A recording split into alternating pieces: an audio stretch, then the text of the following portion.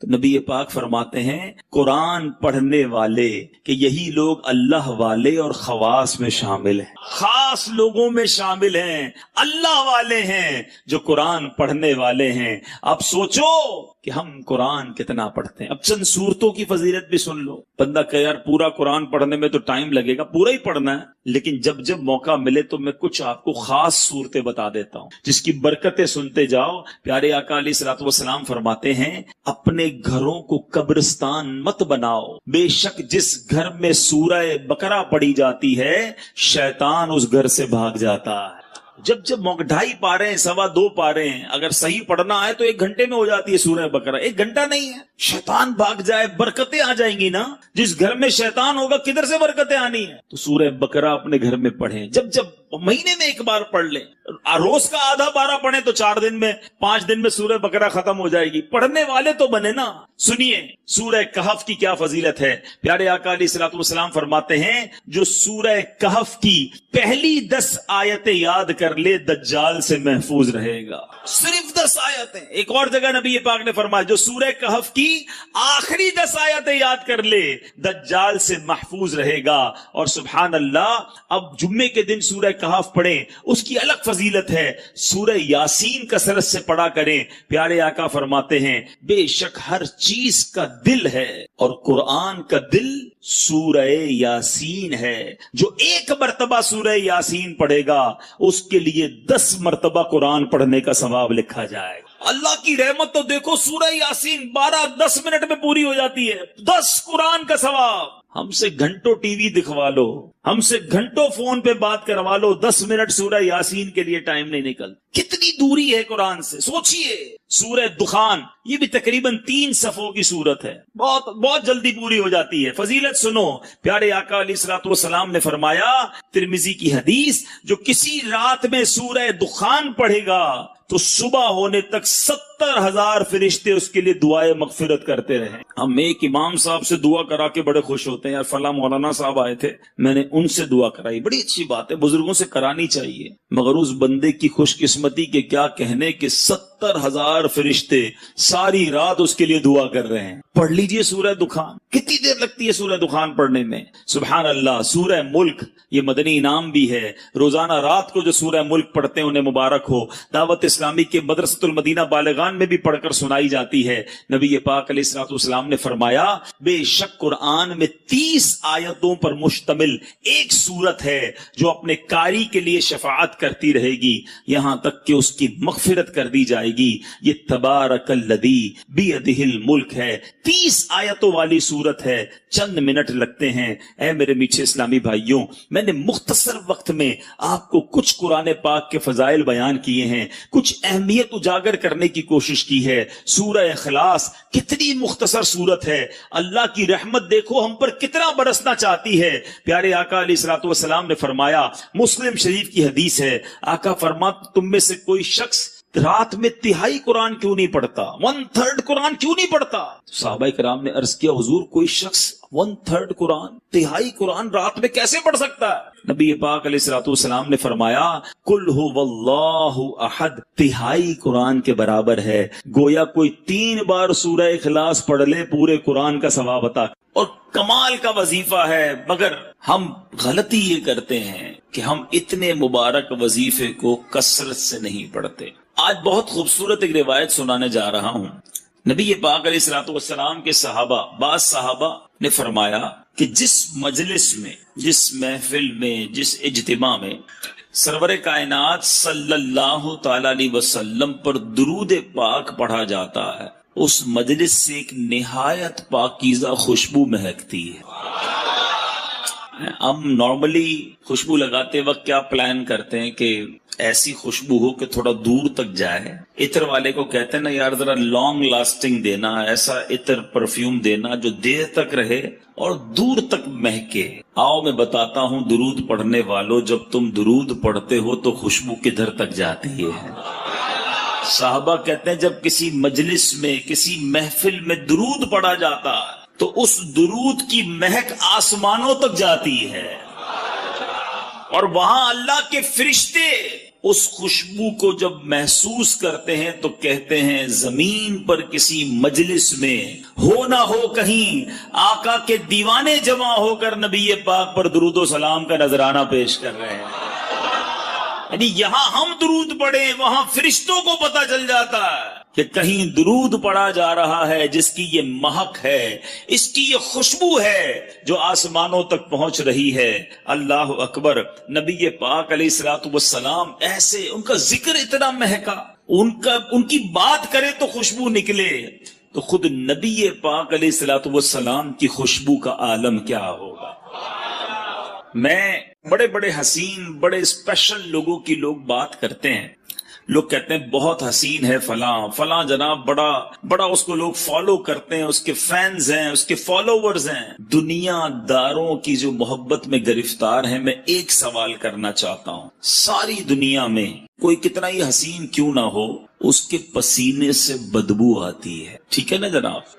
کوئی کتنا ہی طرح دار کیوں نہ ہو، ایٹیکیٹس والا کیوں نہ ہو، جو بڑا نازک کیوں نہ ہو، مگر جب وہ تھوکتا ہے تو اس کے تھوک سے لوگوں کو گھن آتی ہے. Nobody like it. کس کو تھوک اچھا لگتا ہے؟ میں سرور کائنات علیہ الصلوۃ والسلام کے مبارک چہرے کی بات نہیں کروں گا کہ اس چہرے میں تو رب نے کیسا حسن عطا فرمایا کہ مولانا حسن رضا خان صاحب لکھتے ہیں ایسا تجھے خالق نے طرح دار بنایا، ایسا تجھے خالق نے طرح دار بنایا، یوسف کو تیرا طالب دیدار بنایا.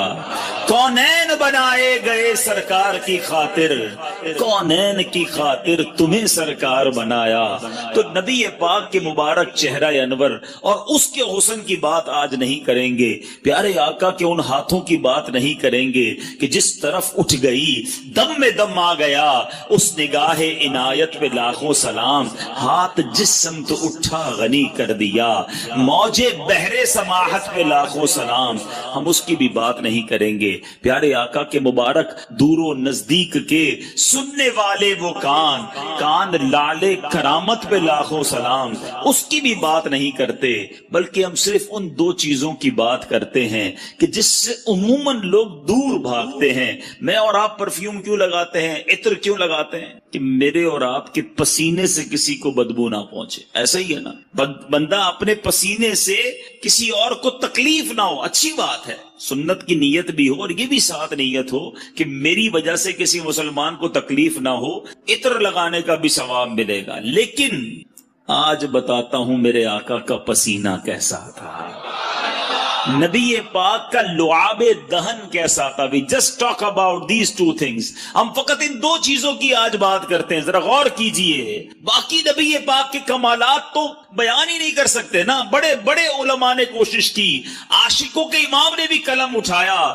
جس نے بھی کوشش کی وہ عاجز ہو گیا، حیران ہو گیا. کیا خوب لکھتے ہیں اعلیٰ حضرت، سرور کہوں کہ مالک و مولا کہوں تجھے، باغ خلیل کا گل زیبا کہوں تجھے. آقا تیرے تو وصف عیب تناہی سے ہے بری، حیران ہوں میرے شاہ میں کیا کیا کہوں تجھے. آج اس شعر کا مطلب بھی تھوڑا سا سمجھ لو. عیب تناہی، علماء بیٹھے ہیں ماشاءاللہ، یہ کیا ہے، اس کے پیچھے کیا لکھا ہے اعلیٰ حضرت نے. مثال کے طور پہ اگر آج میں آپ سب کو کاغذ بھی دے دوں، قلم بھی دوں، اور کہوں ذرا لکھو کسی پرسنل، جس شخصیت سے آپ پیار کرتے ہیں اس کے اوصاف لکھیں، اس کی خوبیاں لکھیں. آپ لکھنا شروع کریں گے، 10 لکھ دیں گے، 15 لکھ دیں گے، 50 لکھ دیں گے. اس کے بعد آپ مجھے سارے ہی قلم کاغذ واپس دے دیں گے کہ بھائی آپ نے کیا لکھا.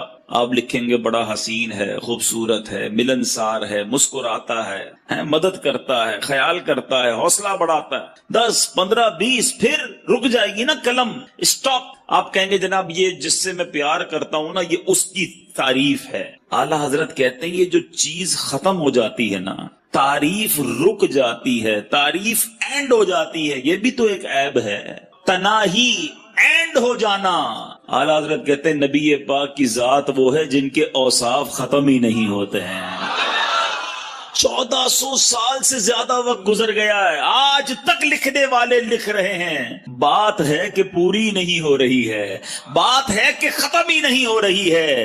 امام لکھتے ہیں تیرے تو وصف عیب تناہی سے ہیں بری، حیران ہوں میرے شاہ میں کیا کیا کہوں تجھے، لیکن رضا نے ختم سخن اس پہ کر دیا، خالق کا بندہ خلق کا آقا کہوں تجھے۔ تو نبی پاک علیہ الصلوۃ والسلام کی فقط ان دو چیزوں کی بات کرتے ہیں۔ آپ نے ذکر مصطفیٰ درود پاک کے بارے میں سنا نا کہ آقا کا ذکر کرو تو آسمان تک خوشبو جاتی ہے، کیوں نہ خوشبو جائے۔ نبی پاک خود کتنے مہکے مہکے، اللہ اکبر۔ میرے آقا جس گلی سے گزر جاتے ہیں نا، جس گلی سے نبی پاک گزر جاتے وہ سڑک مہک جایا کرتی، وہ گلی خوشبودار ہو جایا کرتی۔ صحابہ کرام کو جب نبی پاک کو تلاش کرنا ہوتا کسی سے پوچھتے نہ تھے کہ نبی پاک کہاں گئے ہیں، سڑک کے کنارے کھڑے ہوتے، خوشبو بتا دیتی کہ آقا گزر کر گئے ہیں۔ اور اسی بات کو بریلی کے تاجدار نے، امام عشق و محبت نے کیا خوبصورت انداز میں لکھا، فرماتے کیا مہکتے ہیں مہکنے والے، لگا لو خوشبوئیں جتنی لگانی ہے، مہکنے والوں سنو کیا مہکتے ہیں مہکنے والے، بو پہ چلتے ہیں بھٹکنے والے ہیں، امبر زمین۔ اعلیٰ حضرت کہتے ہیں بتاؤں نبی پاک جس سڑک سے جس گلی سے گزرتے وہ گلی پہچانی کیسی جاتی؟ کہتے ہیں امبر زمین، عبیر ہوا، مشک تر غبار۔ آقا جس گلی سے گزرتے زمین امبر کی ہو جاتی، ہوا عبیر ہو جاتی، اور غبار جو تھا مٹی جو ہے وہ مشک جیسی ہو جاتی۔ امبر زمین، عبیر ہوا، مشک تر غبار، ادنا سی یہ شناخت تیری۔ جو ہے وہ ایک صحابی آئے نبی پاک علیہ الصلوۃ والسلام کی بارگاہ میں، کہا حضور بچی کی شادی ہے اور خوشبو درکار ہے۔ پیارے آقا علیہ الصلوۃ والسلام نے فرمایا کل آنا، ایک کھلے منہ والی شیشی لانا، ساتھ ایک لکڑی کا ٹکڑا بھی لے آنا۔ صحابی دوسرے دن پہنچ گئے، نبی پاک علیہ الصلوۃ والسلام نے انہی صحابی کے سامنے، دیکھو یہ عشق کا امتحان دیکھو، انہی صحابی کے سامنے اپنے مبارک ہاتھوں سے پسینہ نکالنا شروع کیا اور اس شیشی کے اندر بھرنا شروع کیا۔ مانگا عطر ہے اور دیا پسینہ جا رہا ہے، مگر صحابی کا بلیف دیکھو، یقین دیکھو، عرض نہیں کیا کہ حضور بچی کی شادی ہے، عطر چاہیے، آپ پسینہ دے رہے ہیں۔ پیارے آقا نے جب شیشی بھر گئی فرمایا اپنی بیٹی کو کہنا جب خوشبو کی ضرورت ہو اس لکڑی کے ٹکڑے سے اس عطر کو، اس پسینے کو اپنے جسم پر لگا لیا کرے۔ صحابی بیٹی کے پاس لے کر کے، دلہن ہے، میری اسلامی بہنیں سوچیں، عشق دیکھو، آج دلہن کے نخرے ہی ختم نہیں ہوتے، باپ قرضے میں چلا جائے، اس کی فرمائشیں ختم نہیں ہوتی ہیں۔ وہ بھی ایک دلہن تھی کہ باپ سے خوشبو مانگا تھا اور نبی پاک کا وہ پسینہ لے کر آئے۔ فرما بردار بیٹی نے کوئی اعتراض نہ کیا کہ بابا جان آج تو شادی کا دن ہے، خوشبو درکار ہے، اگر نبی پاک نے اپنا پسینہ بھیجا ہے تو یہی کمال ہوگا، یہی بہتر ہوگا۔ اس دلہن نے پسینہ لگانا شروع کیا۔ آج میں اور آپ عطر لگائیں دوسرے کمرے میں خوشبو نہیں جاتی۔ آؤ بتاؤں میرے آقا کے پسینے نے کیا کمال کیا۔ علماء موجود ہیں، حدیث کی کتابوں میں یہ الفاظ ہیں کہ جیسے ہی اس دلہن نے پسینہ ملا پورے مدینے میں اس کی خوشبو پھیلنا شروع ہو گئی۔ وہ جو گھر ہے جس گھر میں وہ دلہن رہتی تھی، وہ صحابی رہتے تھے، محلے کے اندر بیت المطیبین، خوشبوؤں والے گھر کے نام سے مشہور ہو گیا۔ اللہ اکبر، میرے آقا کا ایسا معجزہ ہو، اعلی حضرت کا قلم کیسے خاموش رہ سکتا ہے۔ عاشقوں کے امام لکھتے ہیں واللہ جو مل جائے میرے گل کا پسینہ، واللہ جو مل جائے میرے گل کا پسینہ، مانگے نہ کبھی عطر نہ پھر چاہے دلہن پھول۔ ارے آقا کا پسینہ مل جائے تو نہ دلہن کو پھول چاہیے نہ دلہن کو جناب عطر چاہیے۔ اب یہ تمام باتیں سنتے ہیں نا تو ایمان تازہ ہو جاتا ہے کہ کیا منظر ہوتا ہوگا۔ آقا جس گلی سے گزرتے ہوں گے صحابہ ہاتھ باندھے باندھے پیچھے چلتے ہوں گے، خوشبوئیں بھی سونگتے ہوں گے۔ 1400 سال پرانی بات ہے، مگر سچی بات بتاؤں آج بھی، ہاں جو مدینے شریف گئے ہیں نا، وہ میری بات مانیں گے۔ آج بھی اگر کوئی عاشق رسول مدینے چلا جائے، نبی پاک کے مبارک تھوک مبارک کی بات کریں، اللہ اکبر، پیارے آقا کی بارگاہ میں اہل مدینہ آتے، دور دور سے لوگ آتے، کہتے حضور ہمارے کنویں کا پانی کھارا ہے۔ آپ کے یہاں بھی کبھی بورنگ میں کھارا پانی نکل آئے؟ اب تو آرو پلانٹ وغیرہ سنائے لگتے ہیں، لیکن پھر بھی ویسا میٹھا نہیں ہوتا۔ سنو صحابہ کے پاس کون سا پلانٹ تھا؟ کھارا کنواں میٹھا کرنا ہوتا تو کہاں جاتے تھے؟ نبی پاک کے در پر آتے تھے، انہیں پتا تھا جو مانگو آقا عطا فرماتے ہیں۔ واہ کیا جود و کرم ہے شہ بطحا تیرا، نہیں سنتا ہی نہیں مانگنے والا تیرا۔ تو آقا علیہ الصلوۃ والسلام کی بارگاہ میں آئے، آ کر عرض کرتے حضور پانی کھارا ہے، ہمارے کنویں کا پانی کھارا ہے۔ نبی پاک کلی فرما کر، کبھی کلی فرما کر پانی دے دیتے، کبھی خود تشریف لے جا کر کنویں پر کلی فرماتے۔ آقا کا کلی کیا ہوا پانی، کیونکہ اس میں لعاب مصطفیٰ صلی اللہ تعالی علیہ وسلم مل جاتا تھا، جب وہ کنویں میں ڈالا جاتا کھاری کنواں میٹھا ہو جایا کرتا۔ اعلیٰ حضرت لکھتے ہیں نا، جس سے خاری کنویں شیرائے جہاں بنے، جس سے خاری کنویں شیرائے جہاں بنے، اس زلال حلاوت پہ لاکھوں سلام۔ آقا کی زبان سے جو چیز ٹچ ہو جاتی، جو لعاب لگ جاتا۔ ایک صحابی، ان کا نام ہے حضرت عتبہ بن فرقد رضی اللہ تعالیٰ۔ آپ کی 4 بیویاں تھیں، 4 ازواج تھیں۔ آپ کی بیویاں، آپ کی ازواج سوچتی کہ حضرت عتبہ خوشبو کون سی لگاتے ہیں، وہ بڑی مہنگی مہنگی خوشبو لگاتی، مگر حضرت عتبہ کی خوشبو سے آگے نہ بڑھ پاتی۔ اور گھر میں بیوی زوجہ تو دیکھ لیتی ہے نا کہ عطر کون سا لگایا جا رہا ہے، وہ کبھی عطر لگاتے بھی نہیں دیکھا۔ ایک بار ایک زوجہ نے آپ سے عرض کی حضور یہ بتائیں آپ خوشبو کون سی لگاتے ہیں؟ ہم ساری مل کر کوشش کرتی ہیں کہ آپ کی خوشبو کے برابر آ جائیں، مگر آپ کی خوشبو بڑی عرفہ و اعلیٰ ہے، آپ بتائیں تو صحیح کون سی خوشبو یوز کرتے ہیں؟ آپ نے فرمایا میں کوئی خوشبو نہیں لگاتا۔ میرا واقعہ بڑا عجیب ہے، فرماتے ہیں کہ ایک بار میرے جسم پر آبلے پڑ گئے، اسکن ڈیزیز ہو گئی نا، جسم پر جلد کی بیماری ہو جاتی، آبلے پڑ گئے۔ صحابہ کا کمال یہ، جتنی سیرت پڑھے نا آپ، صحابہ کرام کو جو پرابلم ہوتی تھی ڈاکٹر نہیں نظر آتا تھا، کسی جگہ ایمرجنسی وارڈ میں نہیں جاتے تھے، بلکہ حضرت قتادہ کی آنکھ نکل جاتی، وہ بھی نبی پاک کے پاس ہی آتے۔ حضرت عتبہ بن فرقد کہتے ہیں میں پیارے آقا کے پاس چلا گیا کہ حضور جسم پر آبلے پڑ گئے۔ نبی پاک نے فرمایا کرتا اتارو۔ میں نے کرتا اتارا۔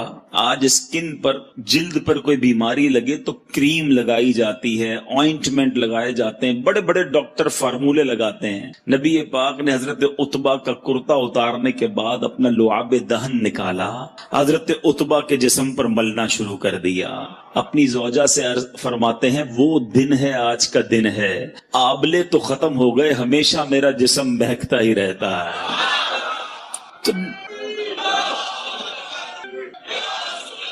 اب ذرا غور کیجئے، نبی پاک سے زیادہ اور کون ہے جس سے پیار کیا جائے؟ آؤ دنیا کے کسی حسین کو لے آؤ سامنے، دنیا کے کسی طرحدار کو لے آؤ، پسینے سے اس کے بو آنی ہے، تھوک اس کا گھن لاتا ہے۔ نبی پاک وہ ہیں جن کا پسینہ مشک سے زیادہ خوشبودار ہے۔ لعاب دہن جو ہے کسی کے جسم پر مل دو جسم خوشبودار ہو جاتا ہے۔ تو نبی پاک کو اللہ نے وہ باکمال، وہ حسین اور وہ دل ربا بنایا ہے، تو پھر کیوں نہ نبی پاک سے محبت کی جائے، ان پر اپنا سب کچھ فدا کیا جائے۔ ایک بات سمجھنی ہے، اب میں نے کہا نا کہ ایک چھوٹی سی بات میں نے کی ہے، پیارے آقا کے لعاب کی، نبی پاک کے پسینے کی۔ آپ پیارے آقا کی زندگی کی کسی بھی چیز کو اٹھا لیں، نبی پاک کے کسی عضو کی بات کریں، پیارے آقا کے کسی بھی پارٹ آف دا باڈی کی بات کریں، اس کے مقابلے میں با کمال اور دنیا میں کوئی چیز نہیں ملے گی۔ نبی پاک کی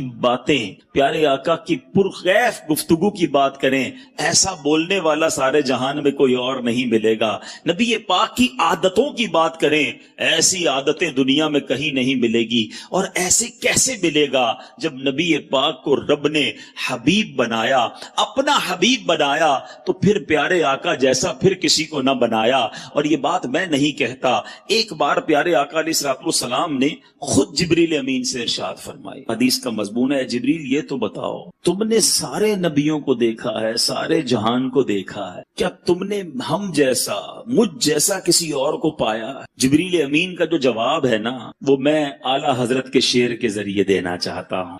اعلیٰ حضرت لکھتے ہیں: یہی بولے سدرا والے، سدرۃ المنتہا پہ رہتے ہیں نا جبریل امین، یہی بولے سدرا والے چمنے جہاں کے تھالے.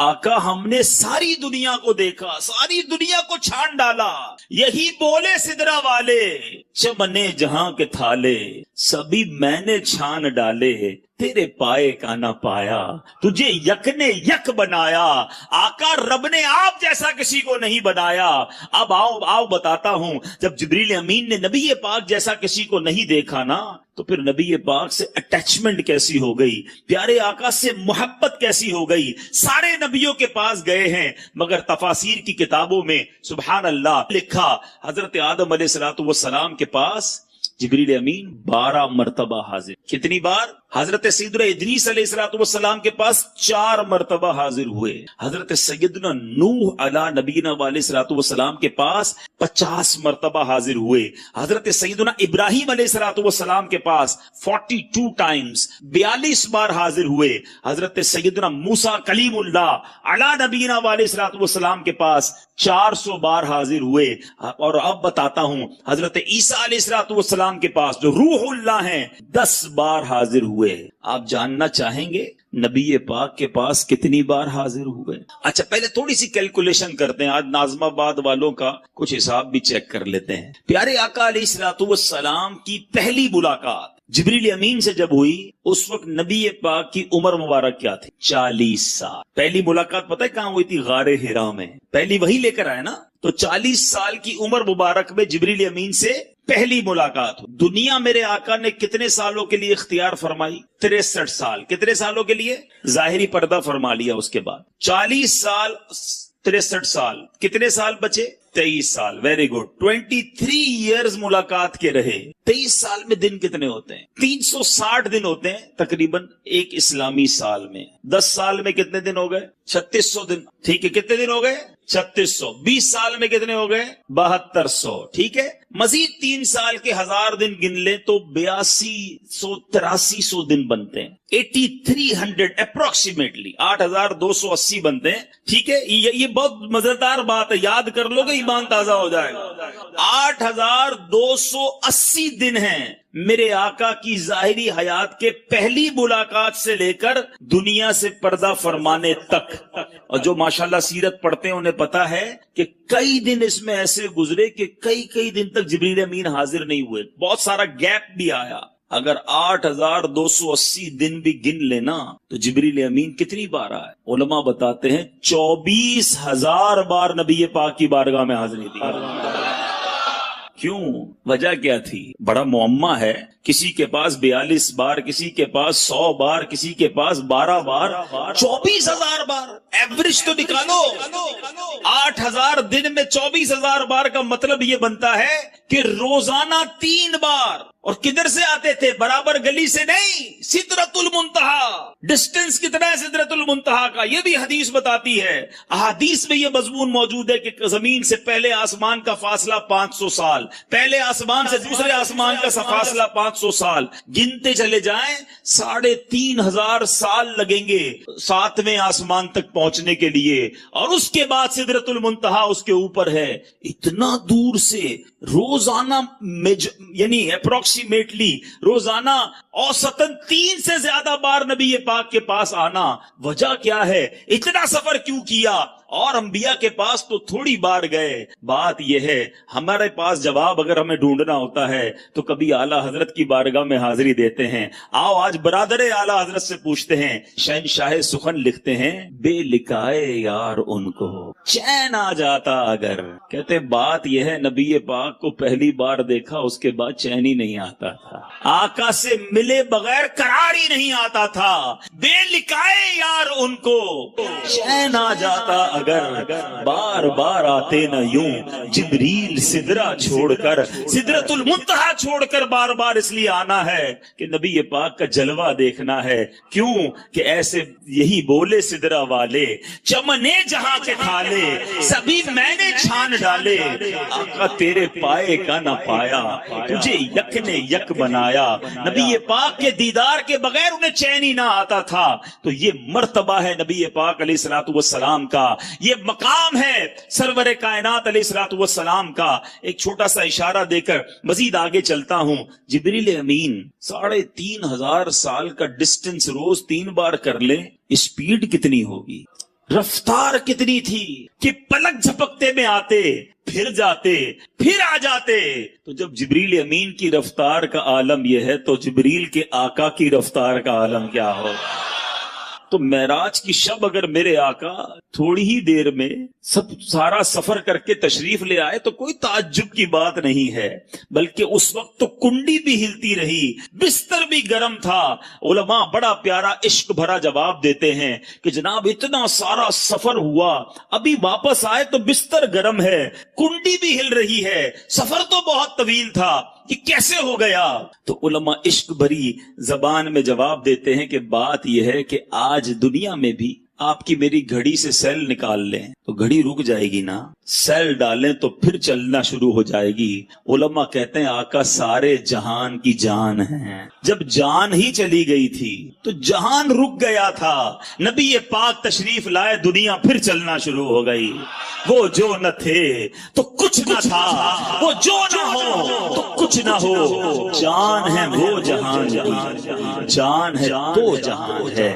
تو اے میرے میٹھے اسلامی بھائیوں، سبحان اللہ، میرے آقا کی تعریف بیان ہو۔ مجھ سے پہلے ناتخواں تعریف کر رہے تھے، وہ نظم میں بیان کر رہے تھے، میں نثر میں بیان کر رہا ہوں۔ جتنا سنے ایمان تازہ ہوتا ہے۔ اللہ مجھے اور آپ کو ہمیشہ پیارے آقا کے گن گانے والا بنائے، نبی پاک کے چرچے بلند کرتے والا بنائے، اور یہ زندگانی اسی میں گزر جائے۔ دمے واپسی تک تیرے گیت گاؤں، محمد ممجد پکارا کروں میں، میرا دین و ایمان فرشتے جو پوچھیں آقا تمہاری ہی جانب اشارہ کر۔ یعنی سارے معجزات کے علاوہ کچھ ایسے معجزات بھی دیے جو آپ سے پہلے کسی اور کو عطا نہ کیے۔ پیارے آقا نے چاند کے 2 ٹکڑے کیے، نبی پاک نے سورج کو واپس پلٹایا۔ ایسے ایسے معجزات ہیں کہ آج بھی سنے تو ایمان تازہ ہو جاتا ہے۔ مگر علماء بہت خوبصورت بات لکھتے ہیں، فرماتے ہیں جو نبی پاک کا مرتبہ ہے نا، اس مرتبے کے مطابق پیارے آقا علیہ الصلوۃ والسلام کے اسٹیٹس کے مطابق 2 ہی معجزات ہیں، باقی تو نارمل سی بات ہے۔ یہ چاند کے 2 ٹکڑے کرنا، سورج پلٹانا، یہ نبی پاک کا جو مرتبہ ہے نا رب کی بارگاہ میں، ان کے لیے نارمل ہے۔ 2 معجزات ایسے ہیں جو شان مصطفیٰ کو ظاہر کرتے ہیں۔ ایک معجزہ ہے معراج کی شب، نبی پاک جو رب کے دیدار کو تشریف لے گئے۔ ساری کائنات میں کسی نے رب کو نہیں دیکھا، یہ چھوٹی بات نہیں ہے، ذرا سمجھنے کی کوشش کریں۔ حضرت موسیٰ کلیم اللہ ہیں، اللہ سے کئی بار کلام کیا۔ ایک بار عرض کی مولا میں تجھے دیکھنا چاہتا ہوں، دیدار کرنا چاہتا ہوں۔ ارشاد ہوا لن ترانی، اے موسیٰ تم مجھے نہ دیکھ سکو گے۔ پھر عرض کی کوہ طور پر رب عز و جل نے اپنی تجلی کا نزول فرمایا، دیدار نہیں کروایا، تجلی کا نزول ہوا۔ اس تجلی، اس نور کی جو تجلی تھی، اس کی تاب نہ لا سکے، حضرت موسیٰ بے ہوش ہو گئے۔ یہاں التجا تھی یا اللہ دیکھنا ہے، وہاں سے منع ہوا لن ترانی۔ فرق دیکھیے گا، یہ کلیم اللہ ہیں۔ اب آؤ حبیب اللہ کی بات کرتے ہیں۔ 27ویں رجب ہے، آقا تم ام ہانی رضی اللہ تعالی عنہ کے گھر سو رہے تھے، آرام فرما رہے تھے۔ جبریل امین آئے، قدموں کو بوسہ دے کر عرض کیا حضور رب بلا رہا ہے۔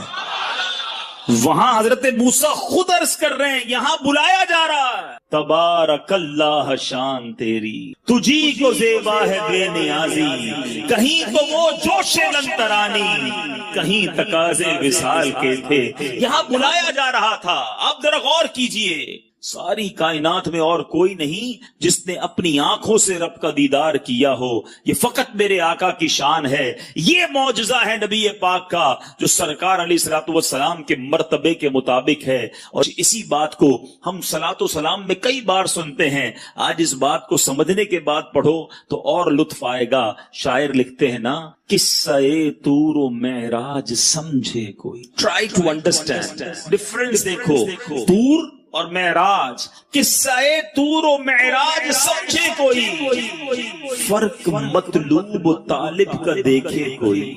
ایک طرف التجا تھی، طالب تھے حضرت موسیٰ، اور یہاں حبیب پاک مطلوب ہیں۔ فرق مطلوب و طالب کا دیکھے کوئی بے ہوش جلووں میں گم ہے کوئی۔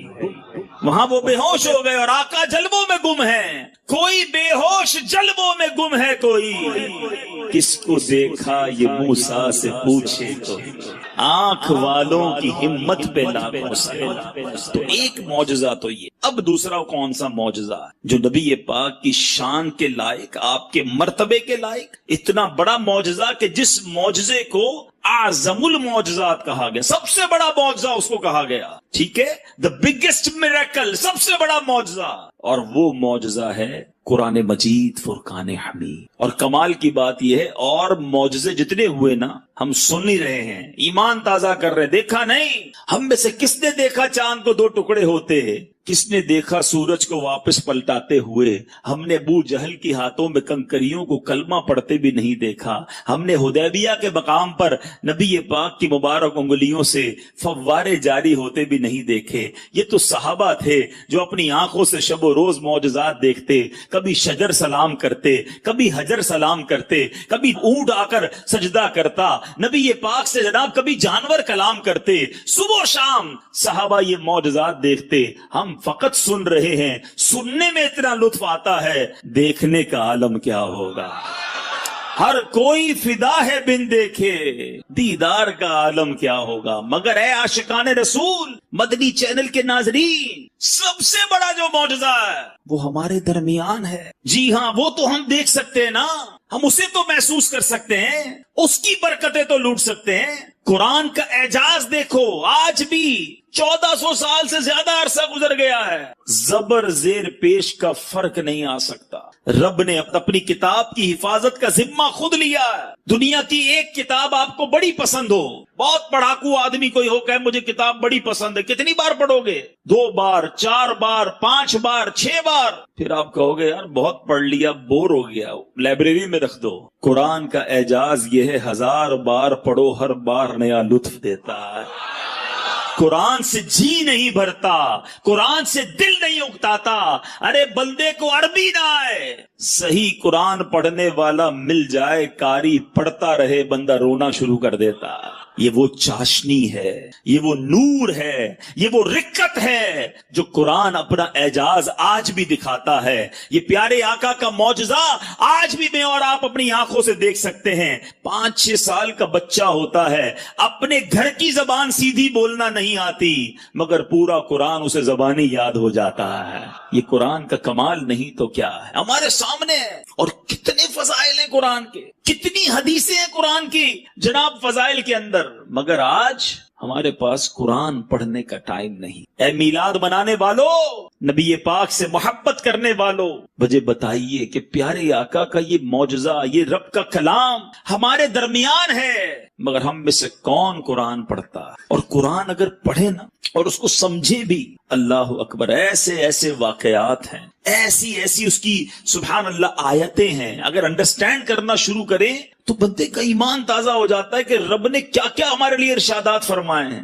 مگر آج صبح اٹھ کے نیوز پیپر پڑھنے کا ٹائم ہے، رات سوتے ہوئے خبریں دیکھنے کا ٹائم ہے، موبائل فون کے سارے میسج پڑھیں گے، جتنے واٹس ایپ ہیں سارے چیک کریں گے، مگر پورے دن میں قرآن نہیں پڑھیں گے۔ بتائیے یہ کیسی نبی پاک سے محبت ہے؟ قرآن سے دور رہ کر زندگی اچھی نہیں۔ میں آپ کو انشاءاللہ حدیثیں سناؤں گا کہ جس نبی علیہ الصلوۃ والسلام کا میلاد منانے جمع ہوئے ہیں، ارے میلادی جو ہے وہ قاری بھی ہونا چاہیے، اس کو قرآن بھی صحیح پڑھنا آنا چاہیے اور قرآن سے اس کی پکی دوستی بھی ہونی چاہیے کہ جس نبی کا میلاد بنایا میرے آقا پر قرآن نازل ہوا، ان کے سینہ اطہر کو اللہ نے ایسی طاقت دی، کیونکہ قرآن خود فرماتا ہے ہم قرآن کو کسی پہاڑ پر اتارتے خوف الہی سے وہ ریزہ ریزہ ہو جاتا۔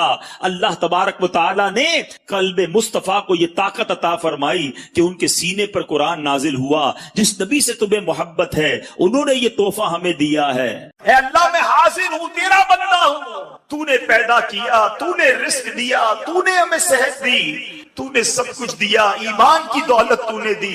اے اللہ میں تیرا بندہ بن کر رہوں گا، میں تیری اطاعت کروں گا، تجھے ناراض کرنے والے کاموں سے بچوں گا۔